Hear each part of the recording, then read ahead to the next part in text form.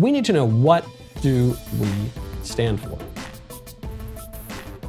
A good piece of evidence that the Biden administration is changing U.S. policy is with regard to one of our allies, Israel. You know that Israel had a great relationship with the United States under the Trump administration. It's funny because they would call Trump literally Hitler. You know, I'd say he was an anti-Semite. Worst anti-Semite in history. Least successful anti-Semite. They named a town for him in Israel. Can you imagine? Wow, gosh. What an ineffective anti-Semite. I think his son-in-law is an Orthodox Jew, right? It's not very effective. So Israel has a great relationship under Trump. Now the question is, what's that relationship going to be like? Joe Biden has had a pretty good relationship with Israel back when Democrats were more moderate. But obviously, Joe Biden is not the man he once was in terms of his policy views. I actually think he is the same man. I think he's not principled. He licks his finger, puts it in the air, figures out which way the wind is blowing, and that's what he believes. He's a total empty suit. He's just a glad-handing, typical politician. If he weren't a politician, he'd be selling used cars.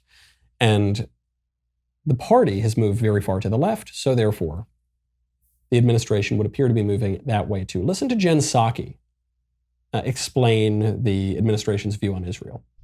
Can you please just give a broad sense of what the administration is trying to achieve in the Middle East?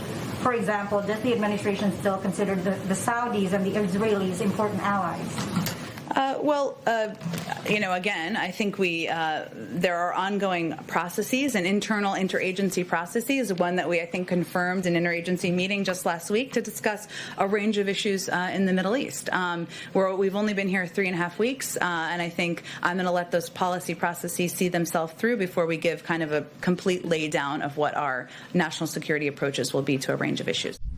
This woman is so bad at her job. It's just, I get that part of her job is dodging questions, so I'm not knocking her for that. But she's just bad at ducking questions. Like man. TJ Ducklow, if he weren't such a derelict on those phone calls, he really would have had a great opportunity here.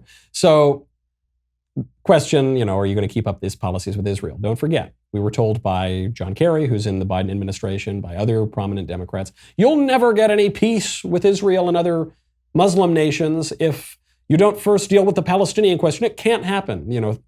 John Kerry, Thurston Howell III, said this verbatim. And then what does Trump do? He ignores the Palestinian question. He just starts dealing with these individual nations. He signs record peace deals with Israel and a lot of Muslim nations. So, is Biden going to keep this up? Obviously, Biden's not going to keep this up because the way that the Trump administration secured these kind of deals was in large part leaning on Saudi Arabia against Iran, ripping up the Iran nuclear deal and that sort of thing. Right? And by working with Saudi Arabia, they were able to secure a lot of these deals.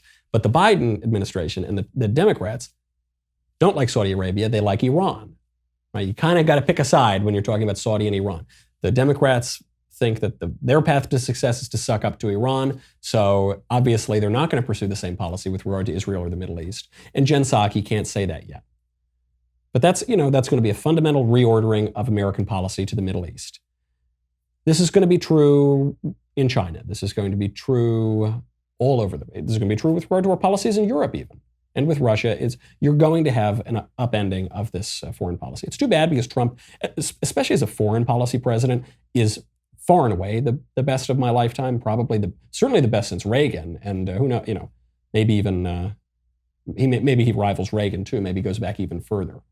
If you enjoyed that video, be sure to hit the subscribe button so everyone wading through the wasteland of YouTube knows that we've got the absolute top content out there.